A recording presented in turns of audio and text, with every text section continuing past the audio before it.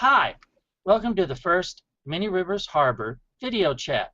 I'm Stephen Bagley, your host, and today I'll be talking with authors Wendy Blanton and Schara about their stories in the new dark anthology, Blackbirds Second Flight. We'll say hi to Jean first. Hey Jean, how are you? Hi, Stephen. Hi, Wendy.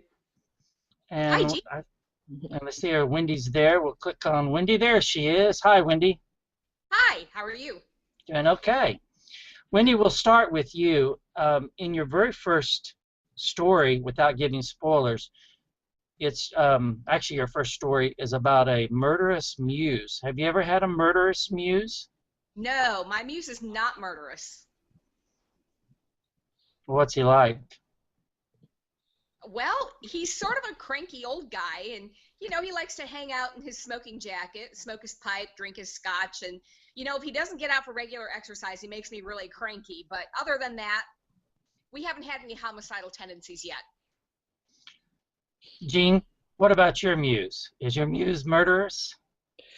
I don't think so. My muse and I don't talk that much. I don't know what it looks like. Jean, you wrote a couple of stories in this novel, in this book about cats. And without giving away any spoilers, I know in one of the stories, Glaring Upheaval, you talk about a colony of feral cats. And I know you rescued feral cats. How did you get involved in that? Mostly by accident. We had an explosion of cats in the neighborhood a couple years ago, and they got picked up by animal control, and I imagine most of them wound up being euthanized. But when I noticed a year or so after that, we had cats in the neighborhood. There were 4 adults and 4 kittens. So I could see it starting over again, and I'd heard about San Antonio's trap, neuter, and release program, which is not what I'm doing here, but I'm trying to emulate some of the concepts, which if you trap the cat, get it spayed or neutered, and release it back to its environment, the healthy benefits of having a feral colony are around, whereas they keep rodents down, they keep other stray cats out of the neighborhood, and they live and mind their own business until they go about, through their lives. And so the adult cats, I was able to do trap and got them spayed and neutered and released them. And then the kittens were too young to be spayed and neutered when I trapped them, so I had to keep them until they got old enough to be spayed or neutered. And then they really weren't feral, but they weren't really tame either. So I couldn't find homes for them, and so they ended up joining our household. That's one of the things about the feral cats, though there really aren't cats that can become house pets. Mm-hmm. Well, they can and they can't. Some of them really can't. It really just depends. I've got one that I trapped and got him spayed, neutered, and released him, and I still can't get near him. But he comes and eats, and he's not making any more kitties, so he's a good kitten. Go over there and talk to Wendy about dragon rescue. What made you write a short story with dragons? Actually, a friend of mine, one of my favorite fencing partners, gave me the prompt for it. She gave me the first line, which is now, it's not the first line, it's a little bit deeper in, but it's still there, about fire exploding across the sky.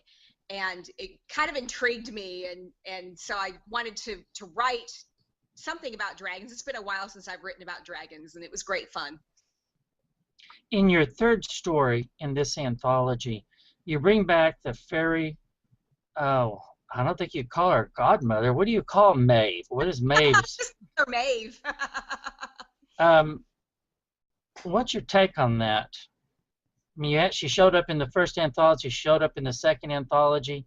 Is she a character that's got some staying power to her? I think she does. Yeah. I think it's kind of interesting to write about fairies because they're so kind of fickle, and you can do a lot with them, and you can really channel your inner child and create some havoc. What does Maeve look like? Maeve is probably about 5'5"-ish. She's thin but buxom. She's blonde, and she wears a green dress. But she's definitely not Tinkerbell. She is not Tinkerbell. No, she is modeled after ancient fairies.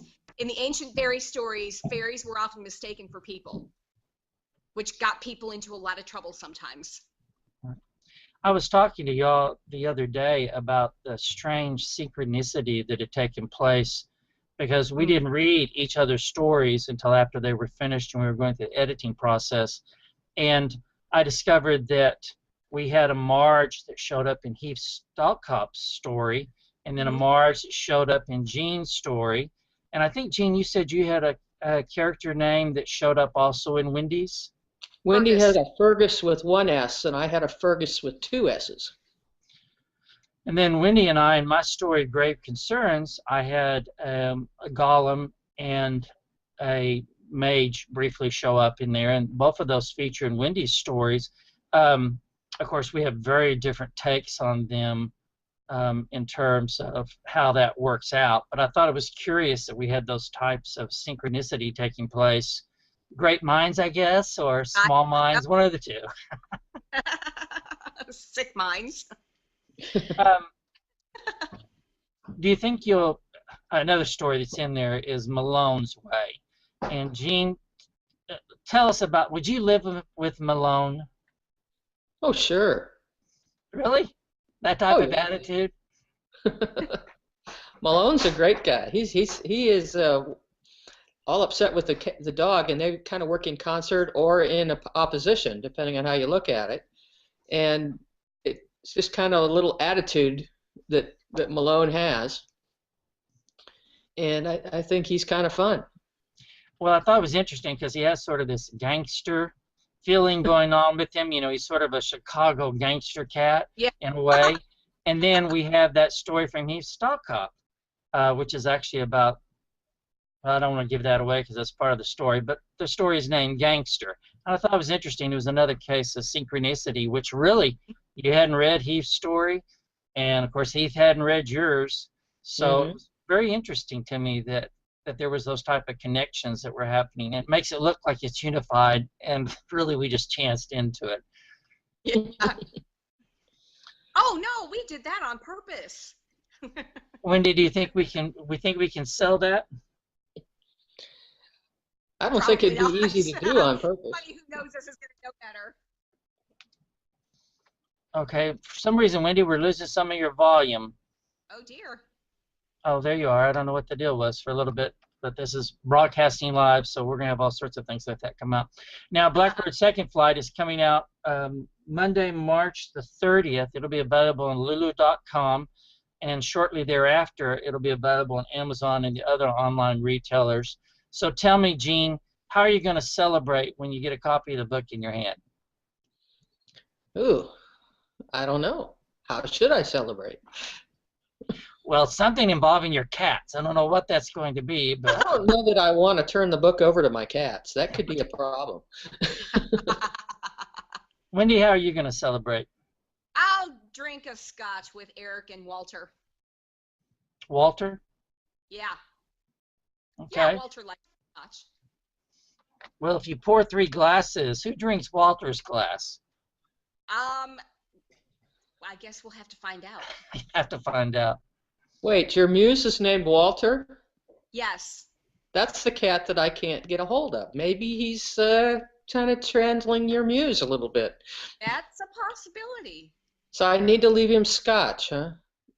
I don't think that's going to work with Walter the cat. You might leave him milk. So you have a cat you can't capture, or?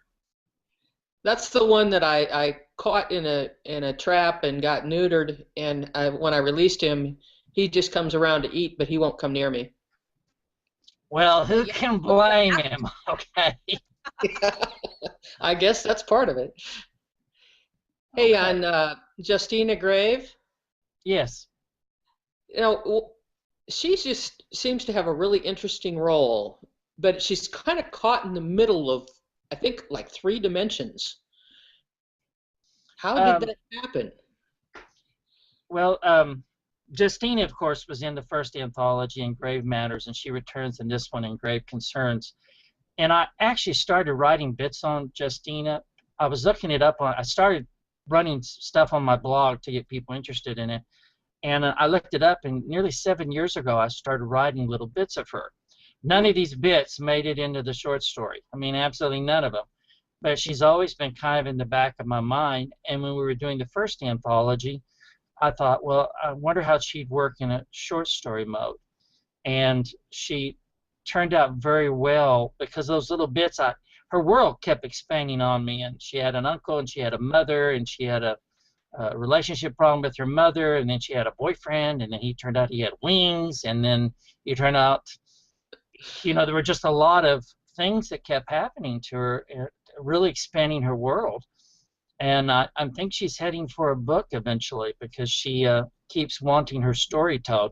And something that's interesting, and I'm wondering where it came from, was in the first stories, the ones written 7 years ago, she had a sword, and it has not shown up in these two short stories.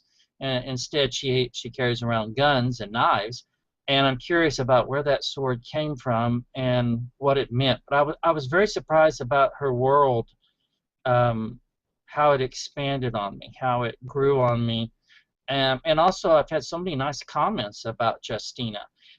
We were talking earlier offline about the perception of women warriors, about how men, sometimes the women warriors always end up being Xena. And Justina, she's a very strong, powerful woman, but she's also very vulnerable and has a lot of emotions and things like that. So I'm hoping she's a more well-rounded person than just a Xena knockoff. That's my hope, anyway. She's not a Xena knockoff. No, absolutely not. And see here, and actually, too, Wendy, you brought back May from the first anthology, the fairy on it. And, of course, I brought back Justina. And we're hoping that Malone comes back for the third one, if we happen to have a third one out there, because I love Malone. I wouldn't want to live with him or Emerson, but I would love to, I'd love to watch somebody else deal with that. It would be hilarious for somebody else. Well, do you have anything else to add? Okay, well then, we appreciate everybody watching this, and be looking for Blackbirds Second Flight, and we'll be talking to you later. Thanks for listening.